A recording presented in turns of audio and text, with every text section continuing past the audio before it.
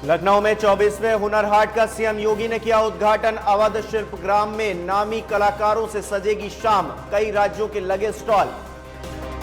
UP में 15 फरवरी के बाद लगेगी फ्रंटलाइन वर्करों को वैक्सीन। अब तक 8 लाख लोग चिन्हित, पुलिस, सेना, नगर निगम और राजस्व कर्मी शामिल।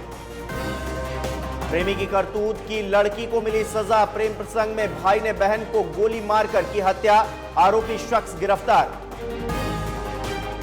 बंगाल में चढ़ा सियासी पारा। नेताजी की जयंती पर ममता की 8 किलोमीटर लंबी पदयात्रा। मोदी भी कोलकाता में गरजेंगे। जम्मू के कठुआ में बीएसएफ ने खोजी साजिश की सुरंग। आतंकियों की घुसपैठ के लिए होता था इस्तेमाल।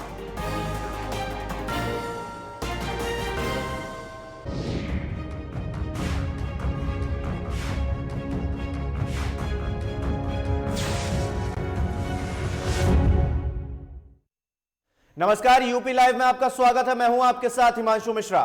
देश के हजारों हुनरमंद दस्तकारों और शिल्पकारों को उत्तर प्रदेश बड़ा प्लेटफॉर्म प्रदान कर रहा है।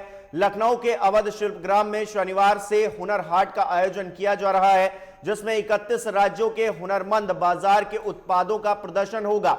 इसमें प्रदेश का ओडीओपी उत्पाद भी अपनी पूरी विविधता के साथ में मौजूद है। इसका आयोजन 4 फरवरी तक किया जाएगा। वहीं उत्तर प्रदेश के मुख्यमंत्री योगी आदित्यनाथ ने 31 राज्य और केंद्र शासित प्रदेशों के दस्तकार और शिल्पकारों के उत्पादों से सुसज्जित 24वें हुनर हाट का औपचारिक उद्घाटन किया। साथ ही केंद्रीय मंत्री नकवी ने बताया है कि मंत्रालय के तहत देश के दस्तकारों और शिल्पकारों के स्वदेशी उत्पादों को प्रोत्साहन और बाजार उपलब्ध कराने की मुहिम को आगे बढ़ाते हुए 24वें हुनर हाट का आयोजन वोकल फॉर लोकल थीम को ध्यान में रखते हुए बनाया गया है। और यहां पर 23 जनवरी से 4 फरवरी तक इसका आयोजन किया जा रहा है। यह आयोजन वोकल फॉर लोकल और ओडीओपी को बड़ा फलक देगा। किस तरीके से बनाते हैं? पहले ये बेस रहता है अंदर इनसाइड, उसके बाद कलर लगाते हैं अपना को जैसा कलर चाहिए वैसा, और फिर उसको ये रिंग डालते हैं अपना साइज के लिए और थोड़ा मजबूती के लिए। परंपरा है, ये हमारी पहचान है। बनारसी साड़ी हम बनारस वालों की ये कला है। जी जी, ये हमारा हुनर है, जो कि ये हमारा पुश्तैनिक है। और ये एक तरफ से बंद होता है तो दूसरे तरफ से चालू हो जाता है। बांधनी बनाते हैं, बांधनी हैंड ब्लॉक बनाते हैं, हैंड ब्लॉक की kurti, pant, palazzo, suit, every item, दुपट्टा। हमारे मुख्तार अब्बास नकवी जी ने और हमारे प्रधानमंत्री जी का जो सपना था आत्मनिर्भर भारत बनाने का, स्वदेशी और स्वावलंबन का, उसको चरितार्थ करता है। हिंदुस्तान के विभिन्न क्षेत्र के शिल्पकार दस्तकार अपनी वस्तुओं को बनाते हैं और उनको मार्केट नहीं मिलती थी। वो थोक खरीदारों के सामने बेचने के लिए विवश होते थे। इस प्रकार की मार्केट से लोगों को मौका मिलता है अपनी चीज़ों को डिस्प्ले करने का। मेरठ के लिसाड़ी गेट इलाके में एक सनसनीखेज घटना सामने आई है, जहां पर एक भाई ने बहन की गोली मारकर हत्या कर दी। बता दें कि फिरोज की बहन का किसी युवक से प्रेम प्रसंग चल रहा था, लेकिन युवती की शादी कहीं और तय हो गई थी और यह बात युवती के कथित प्रेमी को नागवार गुजरी, तो उसने बेशर्मी की सारी हदें पार करते हुए युवती की आपत्तिजनक फोटो उसके भाई के मोबाइल पर भेज दी। बहन की आपत्तिजनक फोटो देखकर फिरोज आग बबूला हो गया और अपना आपा खो बैठा, जिसके बाद फिरोज ने घर के अंदर ही अपनी सगी बहन की गोली मारकर हत्या कर दी। सूचना पर पहुंची पुलिस ने आरोपी भाई फिरोज को गिरफ्तार कर लिया है और युवती के शव को कब्जे में लेकर पोस्टमार्टम के लिए भेज दिया है। फिलहाल हत्यारे भाई फिरोज से पूछताछ की जा रही है। प्रकाश में यही आया कि प्रथम दृष्टया जो है बहन का किसी से अफेयर की बात आई और उसमें उसकी कुछ पिक्स वगैरह आपत्तिजनक पिक्स थी, जिसको भाई के पास भेजा गया था। उसी के गुस्से में आकर के उसने अपनी बहन की हत्या कर दी। क्या इसके साथ शादी वगैरह भी होने वाली, जैसे कि मोहल्ले वाले बता रहे हैं कि कल इसकी बारात आ रही थी लड़की की? अब ये बात प्रकाश में आ रही है कि कल उसकी शादी तय हुई है, कल होनी थी, लेकिन अब क्या है उसके लिए अभी कोई तथ्य हमारे पास प्रकाश में नहीं आया है। जो कोई भी तथ्य आएगा तो उस बात की पुष्टि की जाएगी।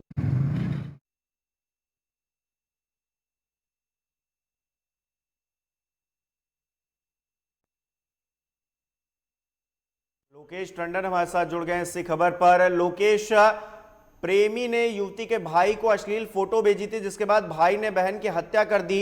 भाई को गिरफ्तार कर लिया गया है, लेकिन जो कथित प्रेमी है वो कहां पर बताया जा रहा है? फिलहाल उसको लेकर क्या जानकारी मिल पा रही है?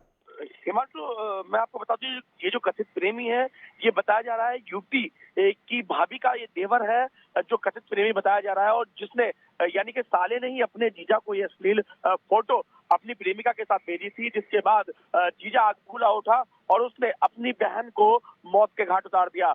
और पुलिस अभी फिरोज से पूछताछ कर रही है। पूछताछ के बाद जो साला है फिरोज का, जो भाभी का देवर था मृतका का, उसको पुलिस गिरफ्तार करने के लिए टीम बना रही है। और हालांकि ये जो आरोपी है फिरोज भाई, उसने अपना गुनाह कबूल कर लिया, उसके पास से आला कत्ल बरामद हो गया है और पुलिस अपनी कार्रवाई कर रही है, उसको जेल भेजने की तैयारी कर रही है। और साथ ही साथ जो जिसकी वजह से यानी कि जो इस पूरे विवाद की जड़ है, जो हत्या की जड़ है, आरोपी जो कथित प्रेमी बताया जा रहा है, उसको भी पुलिस गिरफ्तार करने के लिए टीम निकाल चुकी है। जी लोकेश, बहुत बहुत शुक्रिया तमाम जानकारी देने के लिए। तो भाई ने ही बहन की हत्या कर दी।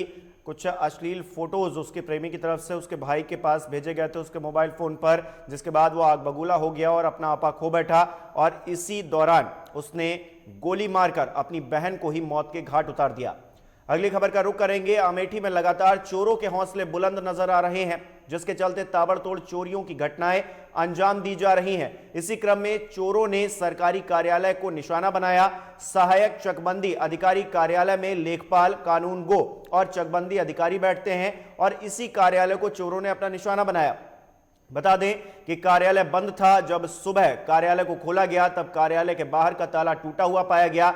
जब लेखपाल ने अंदर जाकर देखा तो वहां पर कई बक्सों का ताला टूटा हुआ था और सभी बक्सों और अलमारी से सरकारी अभिलेख गायब थे। इस बात की तत्काल सूचना पुलिस को दी गई। पुलिस ने मौके पर पहुंचकर छानबीन शुरू कर दी है। तो पता चला है कि कई गांव के राजस्व संबंधी रिकॉर्ड गायब कर दिए गए हैं। ये सहायक चकबंदी अधिकारी वारिसगंज की सर्किल है ये, और यहाँ पे जो है 6 गांव हैं, है ना, जिन गांवों के लेखपाल, कानून गो और नायब साहब यहाँ पे बैठते हैं, है ना। आज कल शाम को कार्यालय विधिवत बंद करने के बाद बंद हुआ। आज सुबह जब खोला गया यहाँ पे तो हमारे जो साथी लेखपाल शिवेंद्र प्रताप ने कार्यालय का ताला खोला। हम लोग जब अंदर आए तो देखा बक्सा ये खुला था, अनिल कुमार लेखपाल का बक्सा खुला था। इसके बाद मैं गया अपने मेज पे, मैं अपना बैग रखा। मैंने बैग रखने के बाद देखा मेरे बक्से का भी ताला टूटा हुआ, बक्सा खुला हुआ है। मैंने देखा बक्सा तो मैं तो बंद करके गया था, तो ये बक्सा कैसे खुल गया? तो बक्सा जब वो देखा तो नीचे उसकी कुंडी टूटी और ताला टूटा पड़ा है। 10 बजे के आसपास चकबंदी लेखपाल मनीष कुमार द्वारा फ़ोन करके मुझे बताया गया कि ऑफिस के सारे अलमारी के और सारे बक्सों के ताले टूटे हुए हैं। तो मैंने पूछा क्या स्थिति, उन्होंने बताया कि नहीं, कई गांव के रिकॉर्ड गायब हैं। तो उन्होंने तत्काल पुलिस को फ़ोन करने के लिए बताया। पुलिस आई, साथ में देखा गया कि 3 गांव गूंगे मऊ, कैमा और पूरब गांव के रिकॉर्ड गायब हो चुके हैं। सारे बक्सों के ताले टूटे हुए हैं, अलमारी के जितने रिकॉर्ड थे सब गायब हो चुके हैं और ऊपर से दरवाज़ा खोला गया है।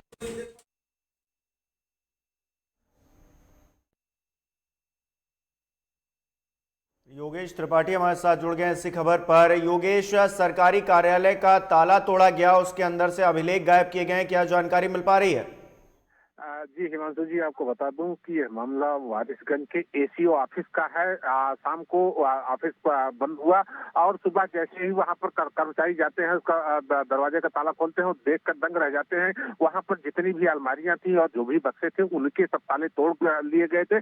और सबसे बड़ी बात तो यह है कि जो है वहां पर जितने भी सरकारी दस्तावेज थे उन दस्तावेजों को चोर उठा ले गए। इसमें कहीं कोई अभी तक जो चोरी होती थी वो लोगों के घर में होती, लेकिन ये सरकारी दफ्तर में चोरी है। कहीं ना कहीं ये कोई बड़ी साजिश को अंजाम देने की कोशिश की गई है। हालांकि मौके पर पहुंचकर पुलिस जो है छानबीन कर रही है और इसकी जांच पड़ताल में लगी हुई है कि आखिर हुआ क्या। इसमें 6 गांव आते हैं और उनका जो दस्तावेज था उन गांव को राजस्व संबंधी रिकॉर्ड था वो गायब कर दिया गया है। पुलिस छानबीन में लगी हुई है। जी लोकेश, पुलिस का क्या कहना है इस पूरे मामले पर? किस पर शक जताया जा रहा है? क्योंकि 3 गांव की फाइलें वहां से गायब बताई जा रही हैं, तो ऐसे में अभी तक पुलिस इस मामले में क्या छानबीन कर पाई है? जी, पुलिस जो है छानबीन में लगी हुई है। उनका कहना है कि जल्दी ही हम इस घटना का खुलासा कर देंगे और जो ये है कहीं ना कहीं इससे संबंधित जो रिकॉर्ड गायब हुए हैं, 3 गांव के ही रिकॉर्ड आखिर क्यों गायब हुए हैं, जबकि 6 गांव इसमें आते हैं, 6 गांव के रिकॉर्ड रखे गए थे। तो इसमें कहीं ना कहीं जो है कोई साजिश है जिसके तहत इनका गायब किया गया है। जैसे ही क्या वहां पर जो कार्यालय है सीसीटीवी कैमरे वहां पर नहीं थे, कोई गार्ड की व्यवस्था नहीं थी जिसकी वजह से वहां पर चोर आसानी से आए, ताला तोड़ा और अभिलेख लेकर चले गए? जी जी जी, निश्चित रूप से यहाँ पर कोई सीसीटीवी कैमरा नहीं लगा हुआ था और जो है ना तो कोई गार्ड रखता था, जिसके जो है इन सब के जो है कोई व्यवस्था नहीं थी, जिसके चलते चोरों के द्वारा इस तरह की घटना को अंजाम दिया गया है। तो इसको लेकर क्या अब जागरूक होने की जरूरत नहीं महसूस होती है? चोरी हो गई है इतनी बड़ी कि अब यहाँ पर सीसीटीवी कैमरे या फिर कोई गार्ड की व्यवस्था हो, इस तरह से कार्यालय अगर है वहां पर और जरूरी चीजें वहां पर रखी जाती हैं तो कोई ना कोई व्यवस्था होनी चाहिए। इसको लेकर कम से कम अधिकारियों को सोचना चाहिए अब।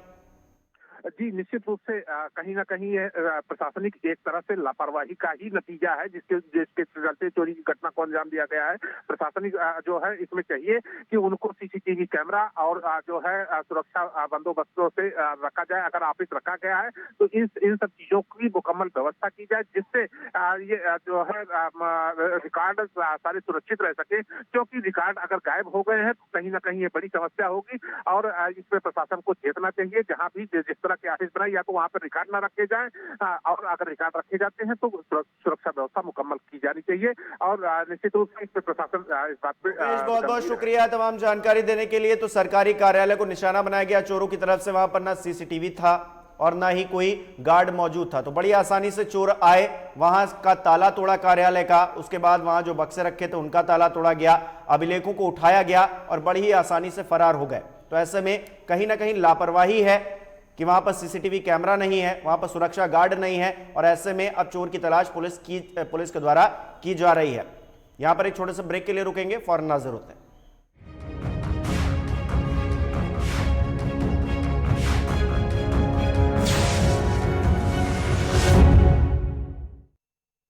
खूबसूरती के लिए सिर्फ हल्दी चंदन वाली क्रीम, ये बीते जमाने की बात है। आज आपकी स्किन को चाहिए कुछ एक्स्ट्रा, जैसे Roop Mantra ayurvedic face cream and face wash. ये कोई कॉस्मेटिक नहीं, आयुर्वेदिक औषधि है। बॉलीवुड की हर खबर, फिल्मी सितारों का सफर, कंट्रोवर्सी से लेकर गॉसिप तक, लिंकअप से लेकर ब्रेकअप तक, देखिए हर हलचल बॉली तड़का में हर रोज दोपहर 12:30 बजे सिर्फ लाइव टुडे पर।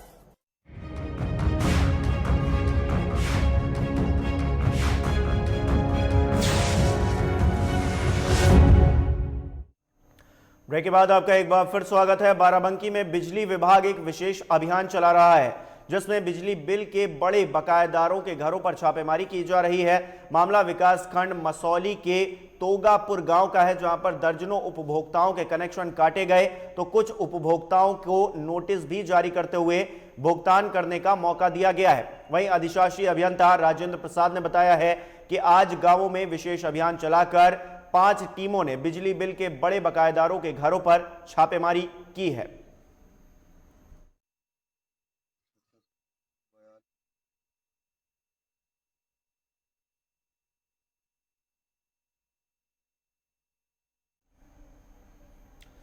वहीं पीलीभीत में कांग्रेस पार्टी की सदस्यता ग्रहण करने से इनकार करने पर युवक की पिटाई के आरोप में घिरे कांग्रेस जिलाध्यक्ष ने नामजदगी के साथ ही घटना पर सवाल उठाए हैं। उन्होंने कहा कि एफआईआर में पुलिस ने एक ऐसे युवक को भी नामजद कर दिया है जो कि 6 साल से कनाडा में है और इन दिनों किसान आंदोलन के समर्थन में कनाडा में प्रदर्शन कर रहा है। इसके अलावा एक अन्य आरोपी के पहले से ही घायल होने की बात भी कही गई है। पुलिस को इसकी जानकारी देते हुए निष्पक्ष कार्रवाई की मांग की गई है। कांग्रेस पार्टी के जिलाध्यक्ष ने आरोप लगाया कि किसान आंदोलन का समर्थन करने वाले लोगों पर पीलीभीत पुलिस कनाडा में रह रहे लोगों पर भी मुकदमा दर्ज कर रही है। मुकदमा पहले हमने उन लोगों पे दर्ज करवाया था, फेसबुक पे लाइव होके हमें गालियां दे रहे थे 15 तारीख को रात में। उसके बाद इन्होंने एक फर्जी घटना बना के पेशबंदी के लिए दूसरा मुकदमा दर्ज करवा दिया 18 तारीख को। और वो इसलिए फर्जी है क्योंकि जिस आदमी मुकदमा लिखाया गया वो लड़का पिछले 6 साल से कनाडा में रहता है, जिसको मेरे साथ नामजद किया गया। दूसरे लड़के की पैर की हड्डी टूटी हुई है, वो कई दिनों से बिस्तर पे है। तो ये अपने आप में एक पुलिस को भी एक रवैया है पुलिस का, एक किसान आंदोलन को जो रोकने के लिए ये फर्जी मुकदमे सिख नौजवानों किसानों पे लिखाना शुरू कर रही है और उससे दबाव बनाने के लिए लिखा रही है। हमीरपुर के मौदहा कोतवाली क्षेत्र में दारोगा को एक बीएसएफ जवान पर थप्पड़ मारना महंगा पड़ गया। आरोप है कि 2 साल पहले बीएसएफ जवान के परिजनों को पुलिस किसी मामले में कोतवाली ले आई थी, जिसके बाद दारोगा गुलाब सिंह ने बीएसएफ जवान को थप्पड़ मार दिया था और 5 दारोगा और 5 सिपाहियों ने जवान को पकड़कर जमकर पिटाई की थी, जिसका लाइव वीडियो भी वायरल हुआ था और गुलाब सिंह दारोगा को निलंबित भी किया गया था। लेकिन अब इस मामले में सीजीएम ने 5 दारोगा और 5 सिपाहियों के खिलाफ मुकदमा दर्ज करने का आदेश जारी कर दिया है। वहीं कोतवाली इस घटना में कोतवाली प्रभारी पर भी कार्रवाई हो सकती है।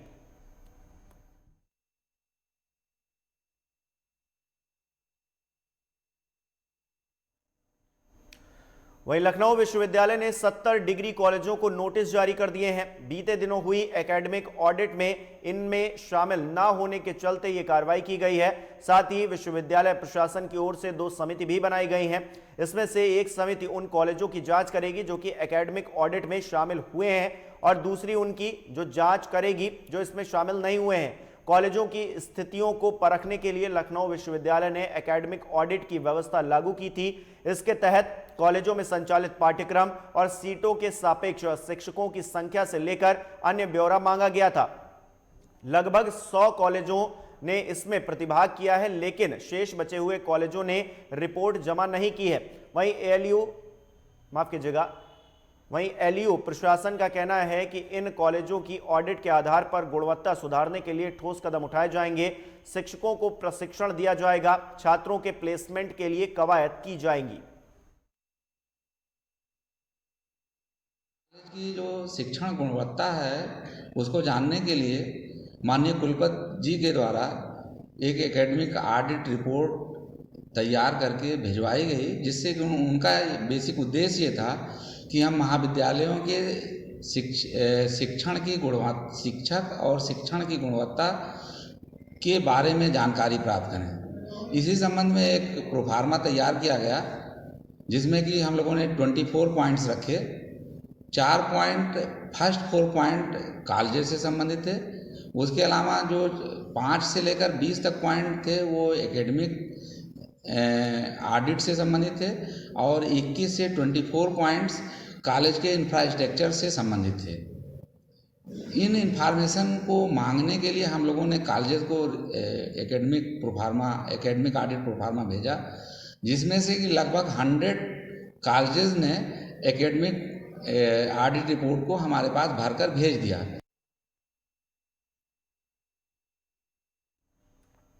सीतापुर के कोतवाली इलाके के सब्जी मंडी में 2 पक्षों में लाइव पिटाई देखने को मिली, जिसका वीडियो सोशल मीडिया पर तेजी से वायरल हो रहा है।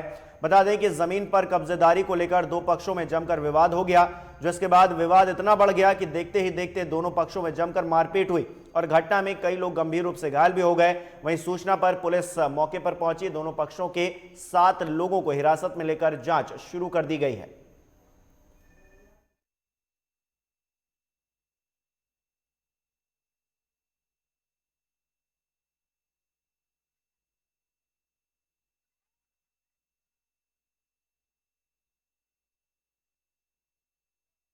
वीडियो ये वायरल हुआ है जिसमें विवाद हुआ है, मारपीट हुई है। अगली खबर का रुख करेंगे। गाजियाबाद में मसूरी थाना इलाके के मयूर विहार में रिश्तेदार की मौत में गए हुए एक परिवार के घर में चोरों ने लाखों रुपए कीमत के जेवरात और नकदी पर हाथ साफ कर दिया। बताया जा रहा है कि परिवार बुलंदशहर अपने रिश्तेदारों की मौत में गया हुआ था और जब परिवार वापस लौटा तो उसने घर के ताले टूटे हुए पाए।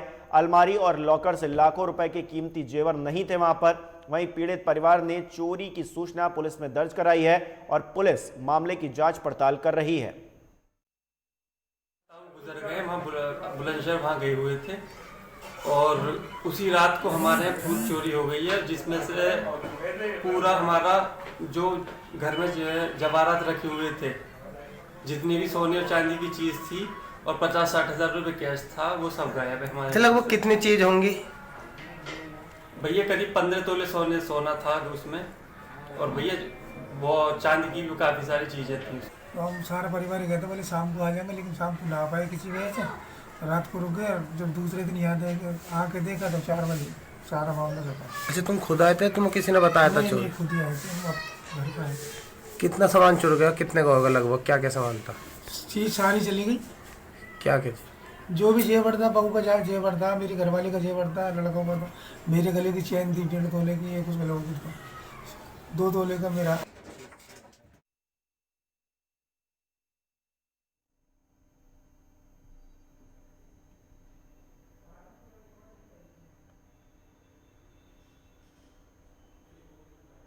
और यहां वक्त हो गया एक छोटे से ब्रेक का, फौरन हाजिर होता है।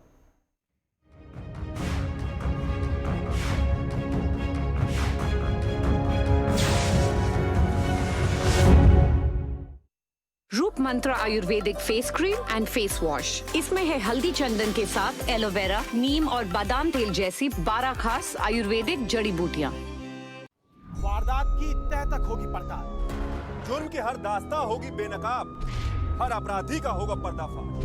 देखिए क्राइम फाइल्स सोमवार से शनिवार रात 10:30 बजे सिर्फ लाइव टुडे पर। आपकी आवाज, आपकी ताकत, आपका अपना न्यूज चैनल लाइव टुडे अब उपलब्ध है ZEE5 पर। बुलेट की रफ्तार से बताएंगे देश के हालात, जानेंगे पिछले 24 घंटे की सभी खबरें खास। देखिए 3 की बात हमारे साथ एक नए अंदाज में।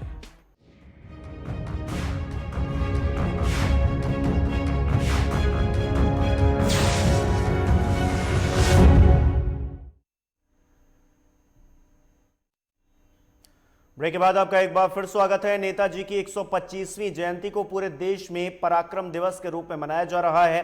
केंद्र सरकार ने नेताजी के जन्मदिन पर पराक्रम दिवस मनाने की शुरुआत की है, लेकिन हरदोई में आज भी देश की आज़ादी में महत्वपूर्ण भूमिका निभाने वाले नेताजी सुभाष चंद्र बोस की प्रतिमा को आज़ादी का इंतजार है। दरअसल 21 साल पहले शिव सैनिकों ने एक चौराहे पर नेताजी सुभाष चंद्र बोस की प्रतिमा स्थापित की थी, लेकिन प्रशासन और पुलिस ने प्रतिमा को उखाड़कर शिव सैनिकों का शांति भंग के तहत चालान कर दिया।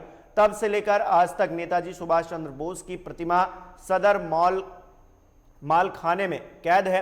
हालांकि इसको लेकर समाजसेवी और शिव सैनिकों ने प्रयास भी किए हैं, लेकिन प्रशासनिक लापरवाही के चलते आज भी नेताजी को आज़ादी की दरकार है।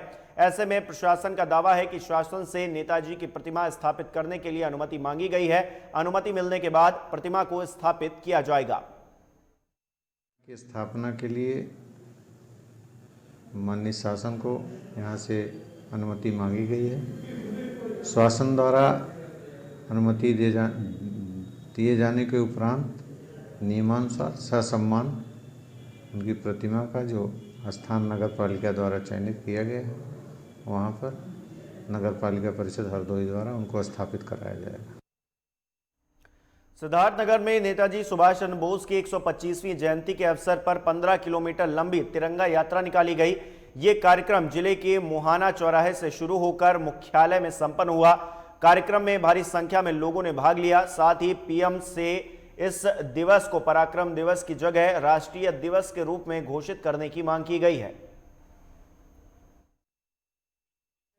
चंद्र बोस जी के जन्मदिन पर हम सभी लोगों को बधाई देते हैं और आपको ये बताना चाहेंगे, विश्व का सबसे लंबा तिरंगा समिति जो गोरखपुर में पिछले 23 जनवरी 2019 को 13 किलोमीटर का तिरंगा मानव श्रृंखला फैला के विश्व रिकॉर्ड बनाई थी, और उसके बाद आज इसी को 15 किलोमीटर हम लोग तिरंगा यात्रा निकाल रहे हैं, जो नेताजी सुभाष चंद्र बोस जी के जन्मदिन को राष्ट्रीय पर्व घोषित करने का एक उद्देश्य है। दुनिया का सबसे लंबा तिरंगा सिद्धार्थनगर जिले में 15 किलोमीटर वजन 11 कुंटल फैलाकर ये जन्मदिवस मनाने की तैयारियां पूरी आप पीछे देख रहे हैं। सभी छोटे मोटे सभी बड़े जितने भी बच्चे हैं सभी लोग लगे हुए हैं, नगरवासी सभी लोग लगे हुए हैं।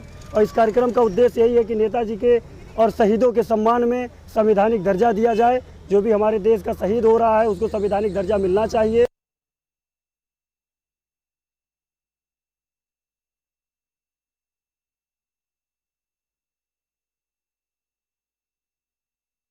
तो नेताजी सुभाष चंद्र बोस की 125वीं जयंती है और ऐसे में हर कोई आज पराक्रम दिवस के रूप में इसे मना रहा है और नेताजी के जो काम उन्होंने किए हैं इस देश के लिए, इस देश की आज़ादी में जो उनका सहयोग रहा है, उसके लिए आज उनको श्रद्धांजलि दी जा रही है और उनको नमन किया जा रहा है। और इसी के साथ इस बुलेटिन में इतना ही। नमस्कार।